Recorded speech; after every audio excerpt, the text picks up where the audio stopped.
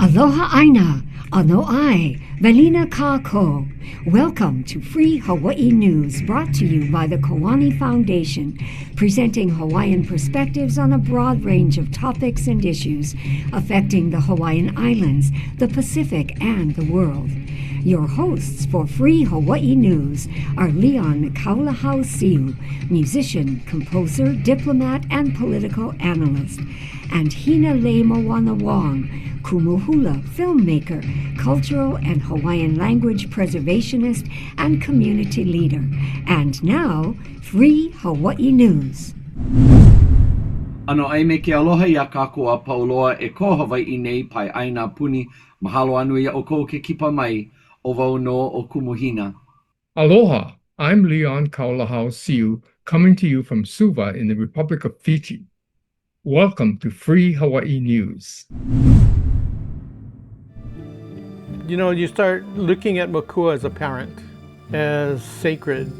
There's an emotional connection to Makua that the military has no connection to. For them, their objective is fire this bomb, blow that up. Oh, there you go.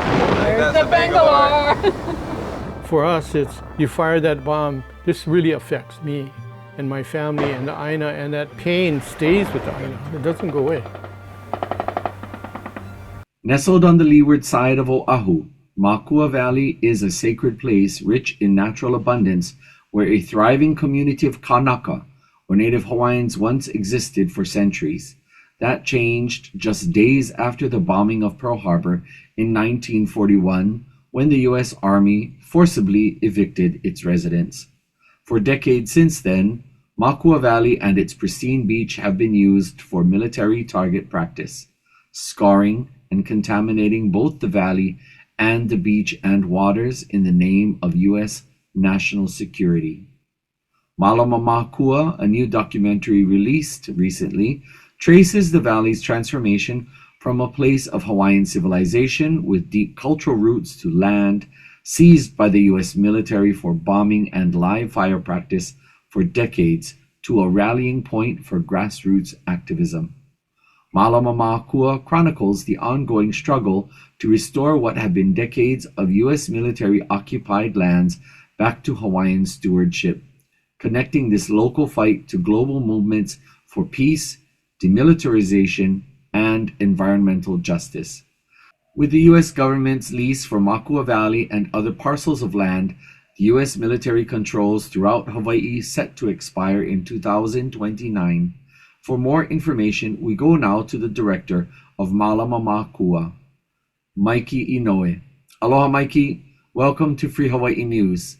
Aloha, Hina. Thank you so much for having me. Mikey, tell us, what made you want to do this film?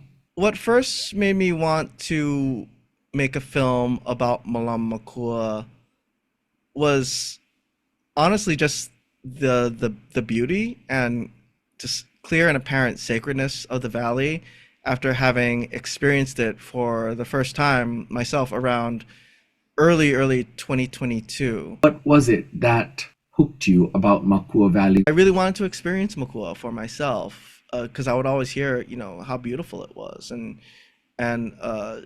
how storied that place was. And, I had rarely ever driven that far. It's about as far west as you can go around Oahu before the road ends, right? A little bit past Kaena.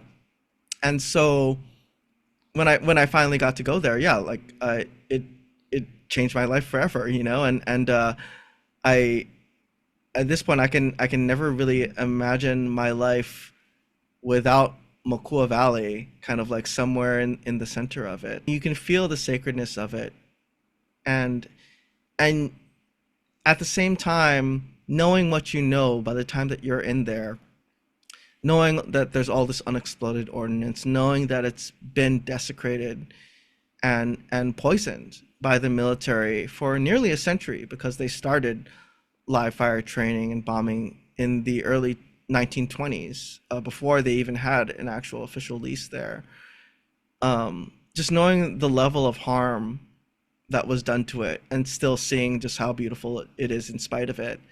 And also, just the thought came across my mind, just like, who would be at this very spot that we were all at, see the beauty of this valley, and have the first thought that comes to their mind being, we should bomb the hell out of this place. This message of Malama Makua, what would that be? Malama Makua, the film, has multiple messages.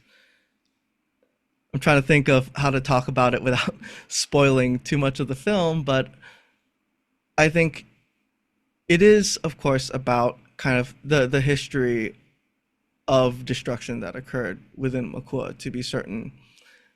But we didn't want it to be just about that.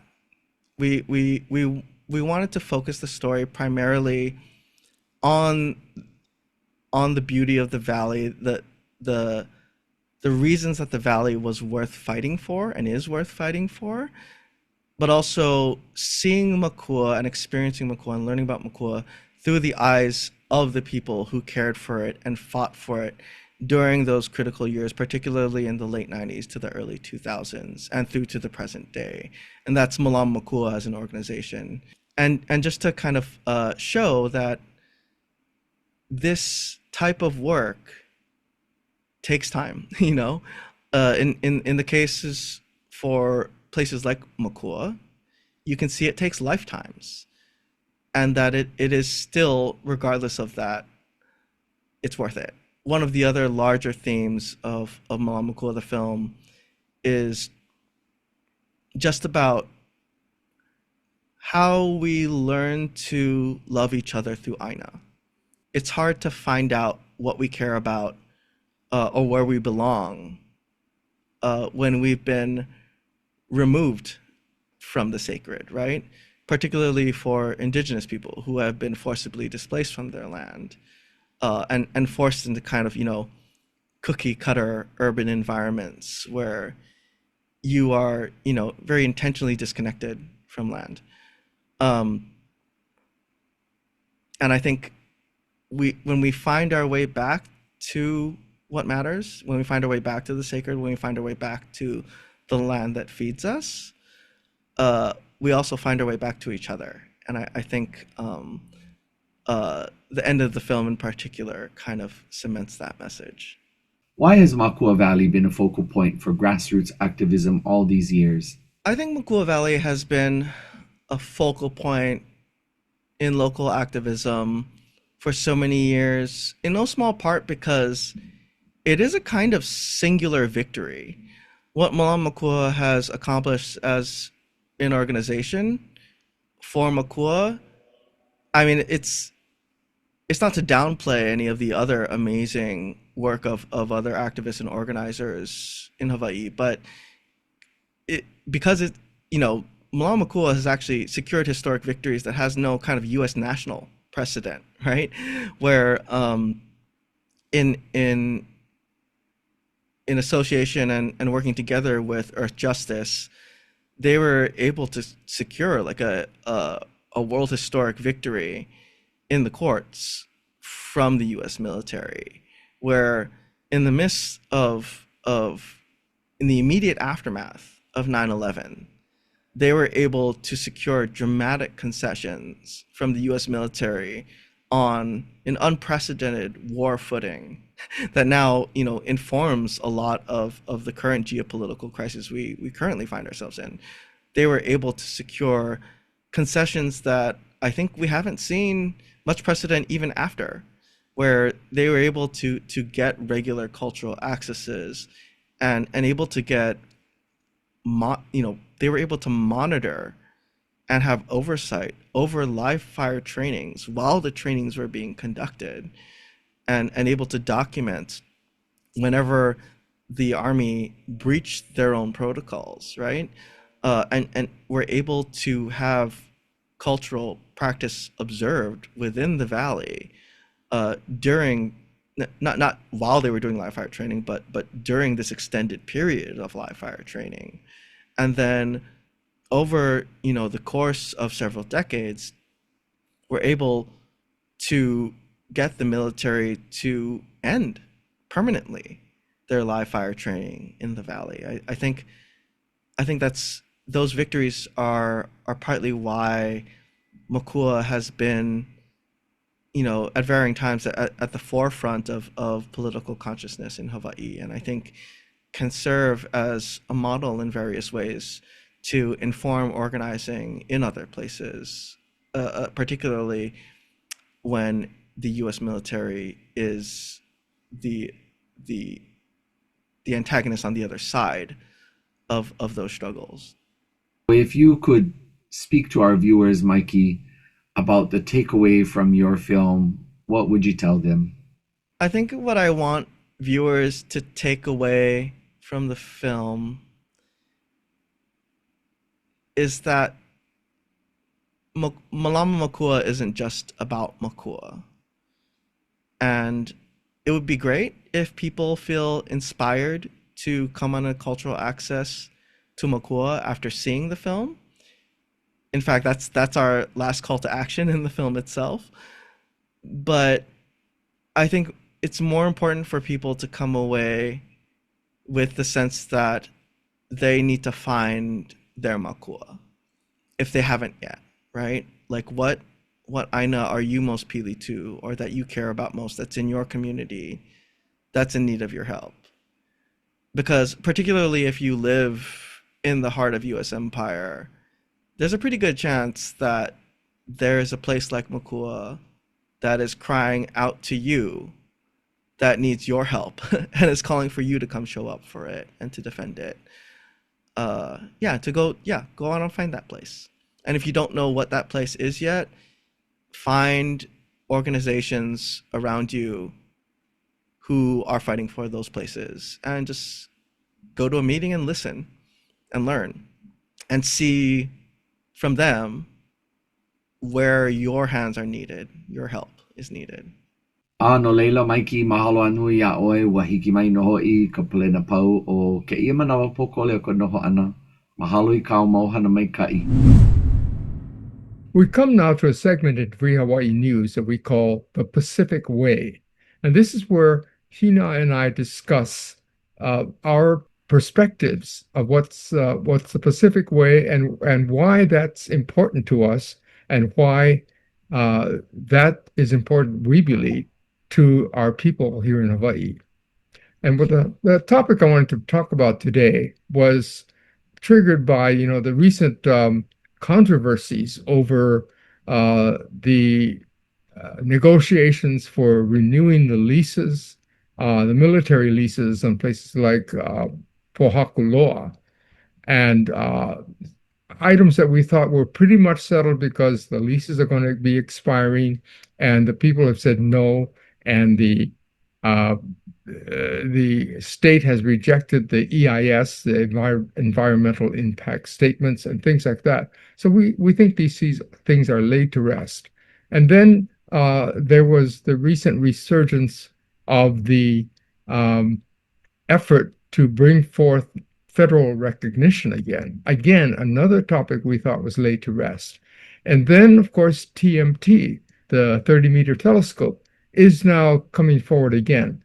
So these things in which we fought for over the years, and actually won by putting an end to those efforts, they're back.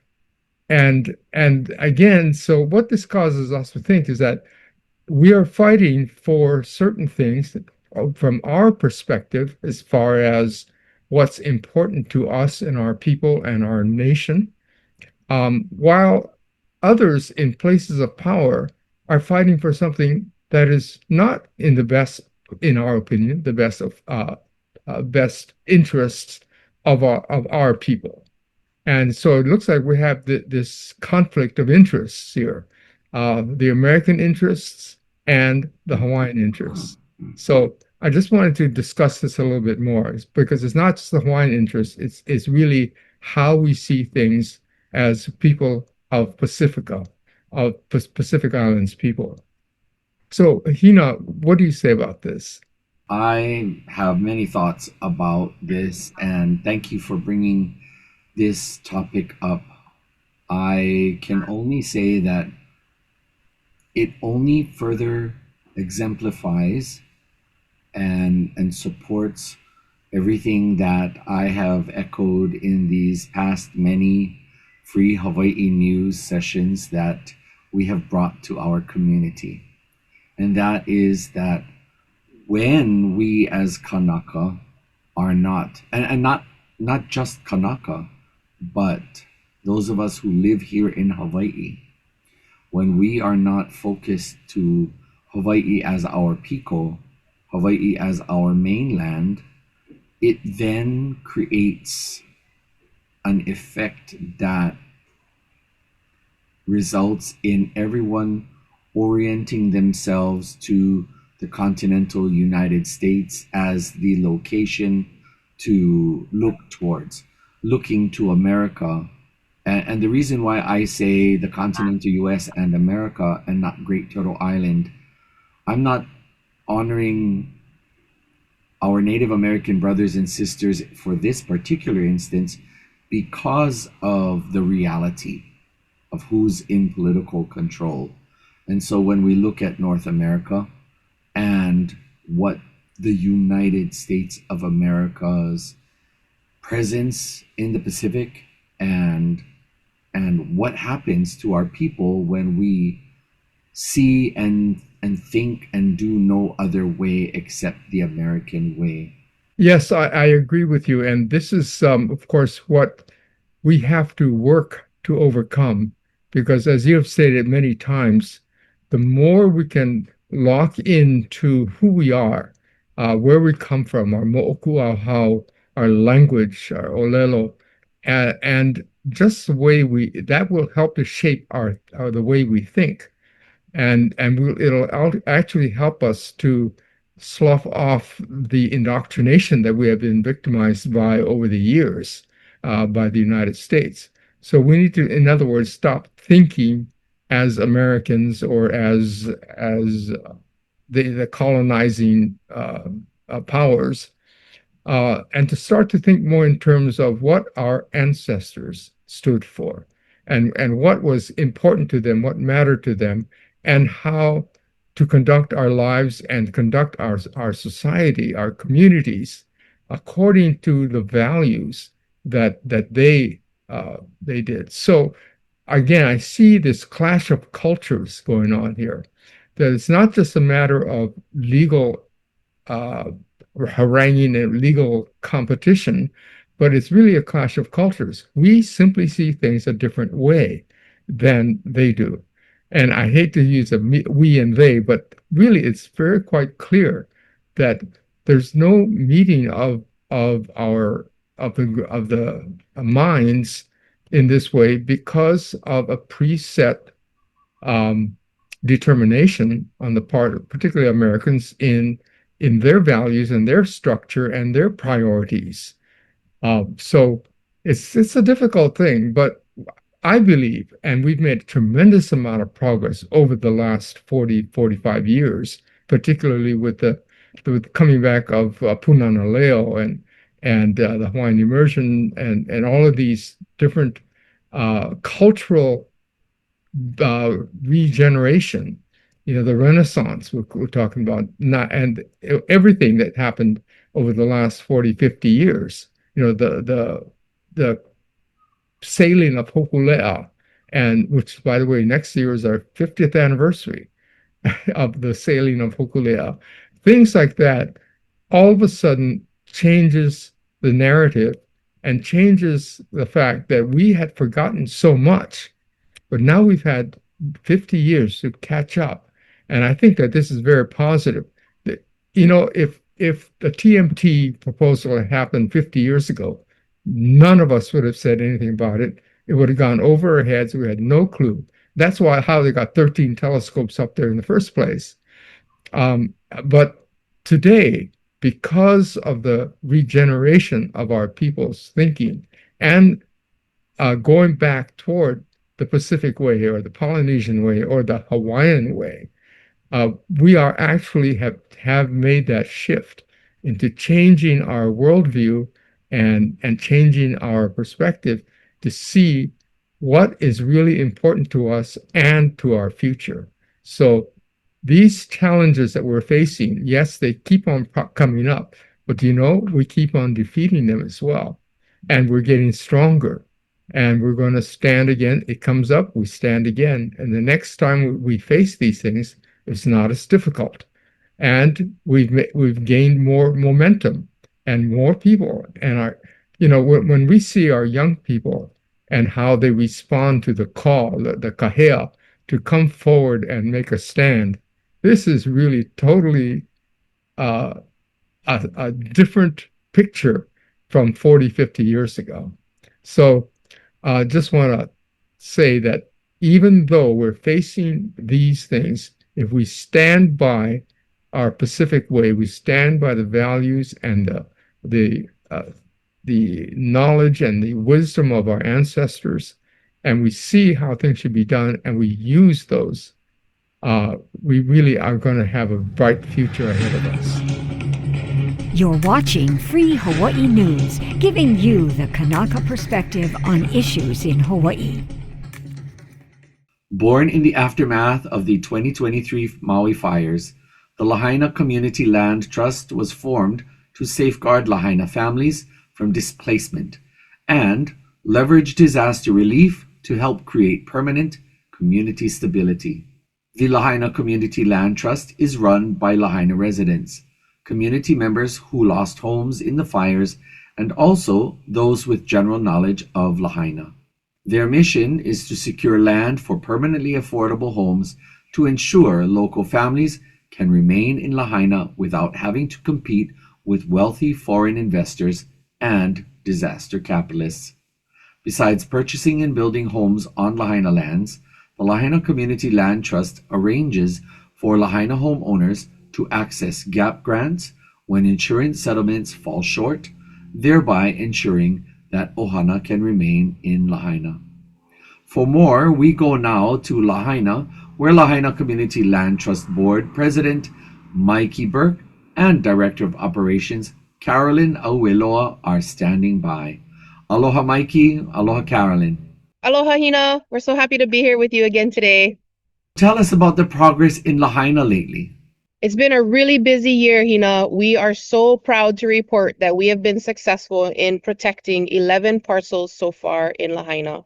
We are in escrow right now for 6 more, and our Keep Lahaina Home program is doing wonderful. We have 8 families in the middle, in some phase of their rebuild process, and we've still got many more that we're working with in the pipeline, helping them to go through all the various hoops and figure out how and what resources we can pull together to help them come home.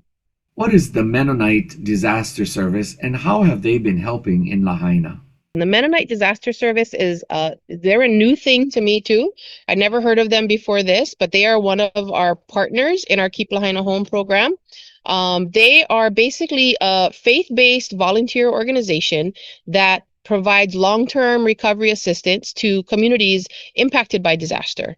And so here in Lahaina, they are one of the partners that are working with us to help rebuild homes for families that are underinsured or otherwise really struggling to figure out how to finance their rebuild by providing skilled labor to build their homes. A really awesome group to work with. We're so glad that we got connected with them. Waiwai is the Hawaiian word for wealth.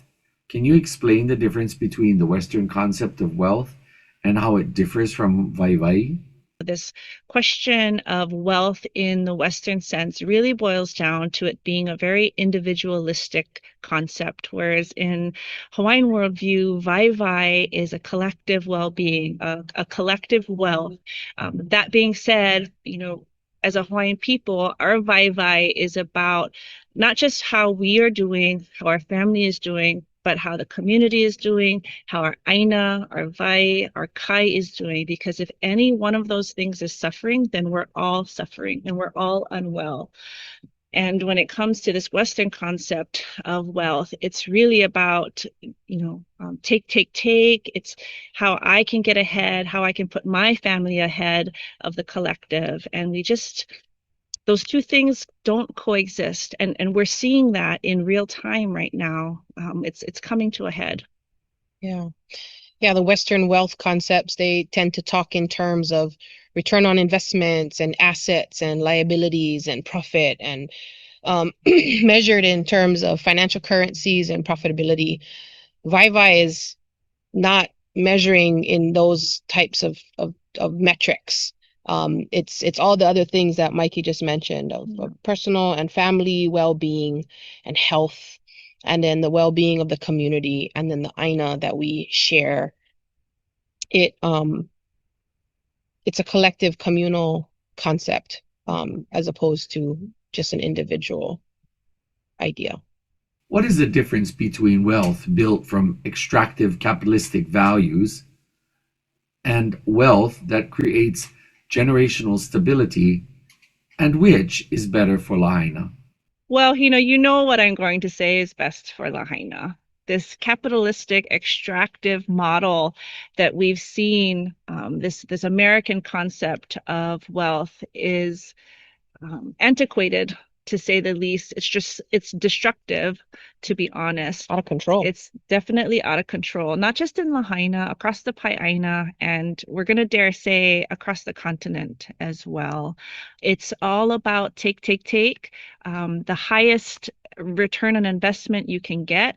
Who cares about the person next door? Who cares about the community you're in? It's about what you can get and squeeze and dry out of this thing. And that is just not the way that it should be, especially in places like Lahaina, in places where the people of this place have been pushed out and pushed to the side for generations. We view the things of this place as, especially when it comes to aina, it's more of a relative to be cared for, and not this commodity to be bought or sold. Just a real world view of how we think about this extractive model versus the vai model that we were just talking to you about, Hina, this generational stability that it brings when we are not speculating on aina, and we can provide the aina to an ohana, and put a home on it at a very affordable price, something that is within their budget, within their income, then that means that they don't have to work 2 or 3 jobs. And if you don't have to work 2 or 3 jobs, then you have opportunity and time to raise your own ohana, participate in community, do the things that your kupuna have taught you, right? Cherish the time and the place that you are a part of instead of going from job to job to job. And that generational stability is everything when you think of it in that way. Pilina is about relationships between one another, and even relationships that we have as Kanaka to the land. How does profit differ from Pilina that we maintain with our land?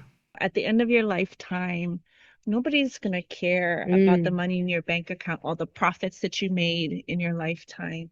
They're going to care about how you made them feel, that pilina that you had with them. Yeah. And so that is the vai, and the profit you cannot take with you, but that pilina becomes your legacy. How can the people of Hawaii use disaster as an opening for radical change in our thinking as well as doing? Lahaina has done a really good job so far at harnessing the power of disaster, in the sense of we have been able to find our voice, right? So many things in our community were discouraged because it was just going to take too much money. There was too many hurdles.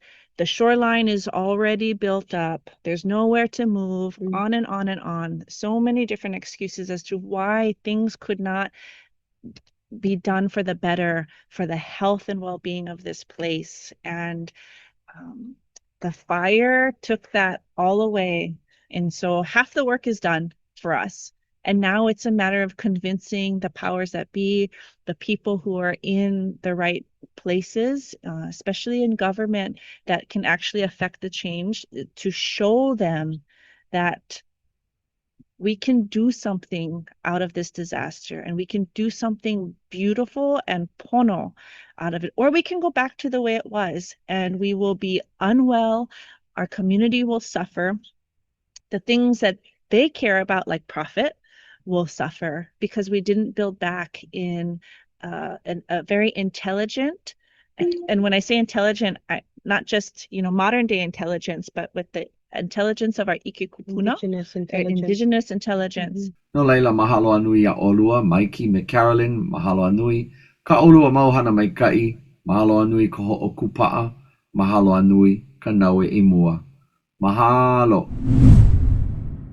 Today, I'm bringing you my foreign affairs report from Suva in the Republic of Fiji. Behind me, you see the Fiji Parliament building. I've been traveling quite a bit over the past 3 months, going back and forth between meetings in the South Pacific, in Europe, and North America, stopping at home for a few days each time. First, I attended the 54th Pacific Islands Forum in Honiara, Solomon Islands, then the United Nations Human Rights Council in Geneva, Switzerland, then the opening of the 80th session of the UN General Assembly in New York City. From New York, I went to Washington State to attend the Native Hawaiian Convention at the Tulalip Resort and Casino in Indian Country. Then I went to Nuku'alofa, the Kingdom of Tonga, where we had a breakthrough, as I reported in last month's Free Hawaii News. After that, I headed back to New York for a week at the UN, and now I'm in Fiji. So why all these trips? Because we are getting very positive responses from these key players in the international community regarding our efforts to free Hawaii. The reason I am making more frequent trips between the Pacific, Geneva, and New York is that these places are key to triggering the reinstatement of Hawaii as a sovereign nation. In 1959, the United Nations inadvertently became a co-conspirator in the United States scam to make Hawaii a state of the U.S. In essence, the UN locked us into this statehood relationship, with the U.S. keeping Hawaii from exercising the option of independence. It also locks us out of pursuing any legal remedy, that is, the UN's validation of the U.S. claim that Hawaii became a state of the U.S. prevents Hawaiians from using the courts to bring legal actions against the U.S.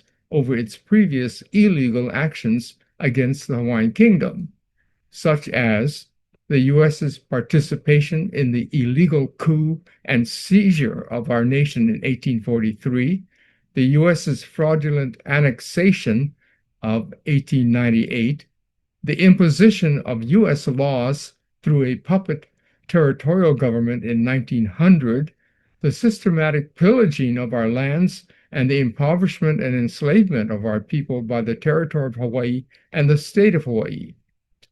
Even current actions, such as the lawsuit against Kamehameha schools and the proposed renewal of military leases, stem from the illegal imposition of U.S. laws over our occupied nation. This is where we are stuck. Basically, that erroneous action by the UN in 1959 stops us from getting our country back. The only peaceful way to get unstuck is to cause the UN to, 1, realize it had made an error in accepting the 1959 U.S. report on Hawaii's statehood, and 2, rescind the resolution that it passed approving the U.S.'s 1959 report. This would nullify the United States' claim to Hawaii. So, what does this have to do with why I am in Fiji, or why I was in the Solomon Islands in September and in Tonga last month? It is because the Pacific Island nations are the key to overturning the United Nations error regarding Hawaii. You see, the path to getting the United Nations General Assembly to do anything requires a request or a resolution coming from one or more member states of the United Nations. Obviously, the Hawaiian Kingdom is not a member state, so we can't trigger anything. But Fiji, the Solomon Islands, Tonga, and 10 other Pacific Island nations are a Pacific family. They are member states of the United Nations and can initiate an action at the General Assembly. Over the years of lobbying at the UN, I have spoken to many countries about our plight. Nearly everyone has been sympathetic and expressed likely support if we were to get a resolution submitted to the General Assembly to review the situation. But no one volunteered to be the country to initiate such a measure. The likelihood of reprisals from the United States is a real factor. Remember, every country's representative at the United Nations is there to look out for the best interests of their country. Everything they do at the UN is weighed against whether this benefits or harms their country. So basically, they said, if someone else submits the resolution, we'll support it. The ones most likely to initiate such an action is our Pacifica Ohana, our Pacific Islands family. It was then that I realized that the Pacific Islands were just as in the dark about our situation as other countries in the world. Even worse, I realized just how out of touch Hawaii was from the rest of the Pacific. America had made us strangers to the greater part of our own family. Thus, over the past 12 years, as the foreign minister for the Hawaiian Kingdom, I have attended meetings of the Pacific Islands Forum, the Pacific Islands Development Forum, the Melanesian Spearhead Group, and the Polynesian Leaders Group, just for Hawaii to show face in something other than cultural events. This gave us the opportunity to get genuinely involved in conditions, issues, and policies that matter to Pacific Islanders and how they were facing and meeting those challenges. It was also an opportunity to share about our situation and our vision for free Hawaii. Over the years, I met and talked story with the various Pacific Island ambassadors at the United Nations in Geneva and New York, and we have been able to work out a strategy for getting a resolution submitted to the UN General Assembly. The ambassadors say, "Go talk to my capital," which means go talk to my leaders at home because they are the ones who can give the go-ahead to take an action at the UN. So this visit to Fiji is part of that plan to engage directly with capitals, the leaders, not only to pursue further Pacific nation relationships, but to get the leaders of these Pacific nations to give the green light for their representatives at the UN to go ahead with introducing a UN General Assembly resolution that will start to unravel the United States' false narrative and ultimately lead to a free Hawaii. You're watching Free Hawaii News, giving you the Kanaka perspective on issues in Hawaii. It's a fact that today more Hawaiians are living outside of Hawaii than in it. Kanaka have moved out of Hawaii for many different reasons. The cost of living in Hawaii, as well as a lack of job opportunities, being two of the biggest ones. Many questions have arisen for those Hawaiians who are part of this diaspora about their identity, allegiance to their culture, and even their own future. To address these questions and more, we go now to Adam Keawe Manalo Camp, who is a Hawaiian historian. Aloha kao, Adam. Aloha, Hina. Where would the Hawaiian diaspora be located today? There are large communities of Kanaka Maoli in places like California, Washington, in Las Vegas, Utah, Arizona, Oregon, Maryland, New York, Chicago, and even places like Alaska and Kentucky. But there are also Kanaka Maoli internationally across the Pacific in places like Aotearoa, in Australia, in Europe, Canada, Singapore, Thailand, and the Philippines.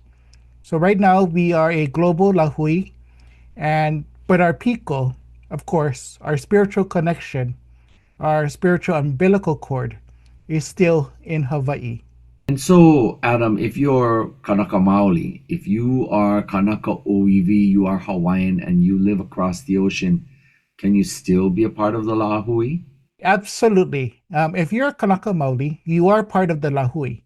There are no border checkpoints where your identity gets revoked once your plane lands on the continent. That question is not The question is not whether you belong. The question is how you live that belonging and how you are upholding your kuleana to the lahui, to your family, and to yourself. Are you learning? Are you teaching? Are you supporting Hawaiian struggles? Are you showing up for other indigenous peoples wherever you live? Are you raising your keiki to be proud of who they are? Those are the things that that matter as well. And Lahui is not only a matter of being in a physical crowd standing together in Honolulu. It is also a network of pilina or relationships that stretches across time and oceans. And our kupuna, they traveled, they sailed, they worked abroad long before most of us were born. Does physical distance from Hawaii dilute one's identity as Kanaka? Distance itself does not dilute who you are as a Kanaka Maoli. What can weaken that identity is this disconnection, shame, silence. When you are far from home and you are still learning, still teaching your children where they came from, still pronouncing Hawaiian names correctly, still standing in solidarity for Mauna Kea or Lahaina, you are still actively partaking of your kuleana. And does that distance dilute one's mo'oku auhau or one's genealogy? Distance does not touch your mo'oku auhau. Your genealogy is not a cell phone signal that gets weaker the farther away you are from Hawaii. It is the line of your kupuna that lives in your body and your spirit. You cannot ignore it, and you cannot forget parts of it. You cannot be separated from the land that shaped it, and it is still within you. What distance can do is create gaps in the knowledge or in the practices that you have. So the kuleana for those of us in the diaspora is to learn those names, those stories, and to pass them on. But whether you are 1 mile or 5,000 miles away from Hawaii, your mo'oku auhau is intact. What role does our Olelo Hawaii, our language, our mo'olelo, and our cultural stories and mele, our songs that we sing in keeping alive our connection, our relationship to being Kanaka, what does this have to do even if we live thousands of miles away from our homeland? Olelo Hawaii, mo'olelo, history, mele, those are lifelines for people, especially here in the diaspora. You might not have daily access to the lo'i or to vahipana, but you can still hear the language with their keiki, chant the mele, or read and write mo'olelo, even through other vehicles like YouTube, Facebook, Instagram. When we tell stories in our own words, we are refusing the narrative that Kanaka Maoli only belong in ABC store postcards or in museums. When we sing, our voices carry the names of places, winds, rains, and the ancestors that keep the geography of home alive within us. Language, especially, is a vehicle for any people's worldview.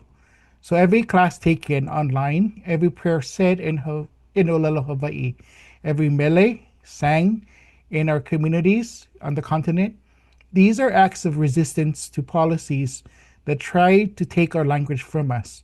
And we affirm that we as a Lahui are still here and we are everywhere. Does living away from Hawaii mean that Kanaka are no longer part of Hawaii? Hawaii is not just a set of islands on a map. Hawaii is part of our iwi. It is part of our bones. Many Kanaka who are part of the diaspora speak of an unbreakable bond or connection to Hawaii, a connection to the Aina, to all Kanaka Maoli, to our culture and our ways of living and being, no matter where they live. even if it's thousands of miles away from Hawaii. What would you say to that? Anyone who has sat with a Kanaka Maoli who has been away for decades and watched them cry when they smell plumeria again or when they hear Hawaii Aloha knows that the bond is real. It shows up in the way that people decorate their cars. They put Hawaiian flags in their houses, no matter where they are, in the foods that they crave, the way that they rush to help when, for example, what happened in Lahaina with the wildfires. That connection is still there, and the connection is also political. Many diaspora Hawaiians are on the front lines of educating others about Hawaiian history, about the illegal overthrow, and about demilitarization and land back. The bond is not just nostalgia. It is a living commitment to Aina and to the Lahui, even if someone's body has not touched Hawaiian soil in the last few decades. Kanaka living all over the world has been the case for centuries now. What would you say the impact to and for the world has been that those Kanaka in the diaspora have made? Kanaka Maoli in the diaspora have had an impact that is much bigger than our numbers.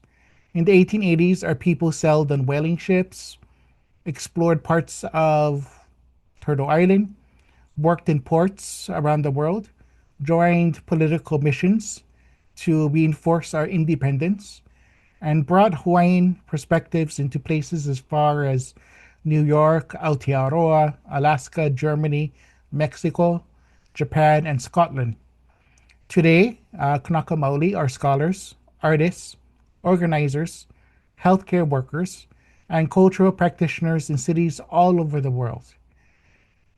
They're helping to reshape conversations about Indigenous rights at the United Nations level and what it means to live in the right relationship with Aina and with Vai, with land and water. They bring aloha into our classrooms, courtrooms, hospitals, and community spaces far, far from Hawaii. And importantly, they help to build bridges with other indigenous and marginalized communities because our struggles are very much connected. The diaspora has not only changed the lives of individual Hawaiians, but it also has allowed Hawaiian ways of thinking and being to see themselves in many other places, offering a different world vision of how we can live together with dignity, balance, and aloha. No laila, mahalo anui yaoi Adam Kiave. Mahalo anui kau mau hana mai kai, kau mau hana nui. Mahalo, mahalo. This is the time where I get to share with you my Manao. And last month, we saw La Ku'oko'a. We celebrated and we honored the time of Hawaii's independence. Hawaiian Independence Day, La Ku'oko'a, November 28th. We celebrate it each month. And different things went on throughout the month of November. Most significantly for me was a mele, actually two, that I created. And this mele says, E Hawaii e ku'u ho'oilina, ku'u aina aloha nui ia. E velo mauloa aku no oe, e ku'u hai, ku'u lepa aloha aina. Ku mai e umau kanaka, ea mai ma Hawaii aini i hau. Naka malu o kalani kau mai luna, e pale kana ai ho'ola mau. This mele, I'm not singing to a viewer audience, but I'm singing to Hawaii. And the words say, to you, my Hawaii, my honored inheritance, my cherished beloved land. May you wave always and evermore my flag, my beacon of our honored home. Stand up, my fellow countrymen and women of Hawaii. Rise up, take your place upon Hawaii, reaching all the way to Ni'ihau. May the protection of the heavens, God and ancestor above, May they shelter us and shield us and give us life evermore.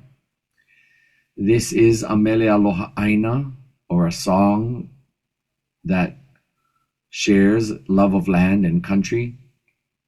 And it is also a pule of sorts because of the lines Nakamalu o kalani kau mai I luna, e palekana ai ho'ola mau. May the protection of the heavens, God and ancestor above, shelter and shield us and give us life evermore. As the olelo no'eau, or the wise proverb, the wise saying goes, Ika olelo no keola, ika olelo no kamake. In the spoken word, there is life, and in that same word, there is also death. And so as we sing, as we speak, may we give life to that which we aspire to. For Kumu Hina, in this particular mele, my aspiration for everyone who may wish to sing this mele is that you, the individual, we as individuals, must look at Hawaii as our inheritance, not to own individually, but to take stewardship of collectively, and to know that it is our duty, it is our responsibility, it's our right as well, that when the affairs of Hawaii are in question, when the affairs of Hawaii are pressing and matter the most, first and foremost, it is our Kanaka that must rise up to the occasion. We must stand up and assert ourselves. And also, it's imperative that others who love Hawaii and honor our people as the rightful people of Hawaii, it is essential for them to also stand with us and to echo the sentiments that are guided by Kanaka principles and way of life. So, if I may, I shall share this song. It was composed on the 20th of November in 2025, just last month. E Hawaii e ku'oili na ku'aina aloha nui ia e velo maolo aku no o e ku'uhae ku'ule paloha aina kumai e o umaukana aka e amai mahawai aini ihau nakamalu o kalani kaumailu na e palekana ai ho'ola mau e Hawaii e ku'uho'oili na ku'aina aloha nui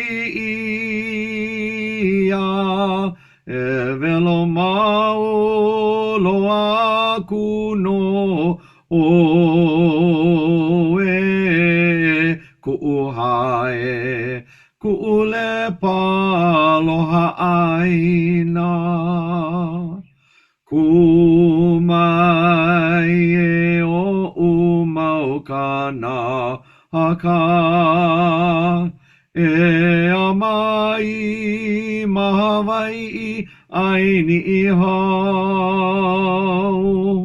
nakamalu o kalani kaumailu na e palekana ai ho'ola mau e palekana ai ho ola mau. And so this song is only one verse and the chorus. And again, Hawaii, my inheritance, my beloved land, may you wave evermore my flag, my beloved standard of the land that I love. Stand up, my people, rise up wherever you may be, from Hawaii to Ni'ihau, under the guise and the protection of the heavens above. May we always be safe and may we always be given life. That is the latest mele entitled Hawaii Ku'u Ho'oilina, or Hawaii My Inheritance, because Hawaii is the legacy of our kupuna, left to us not as individuals, but left to us as a collective that all of us individually contribute to, whether we are the weavers, whether we are the net makers, whether we are the dancers and chanters, the people who ku'ikalo, the people who farm the land, the fishermen. We all make our contributions, but it's done as a collective, because we, as Kanaka, we must ensure that Hawaii carries on into the future. Mahalo nui for tuning in today for free Hawaii news.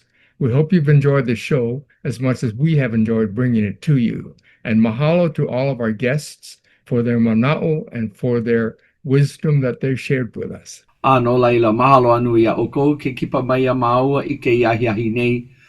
Ke aloha nui no ia oko. Ahui ho. Aloha. We hope you enjoyed this month's episode of Free Hawaii News. Mahalo for watching. There's a new show every month, so this program will air several more times this month. You can view it anytime on Olelo's on-demand site or on YouTube. See you next time. Ahui ho. Aloha aina.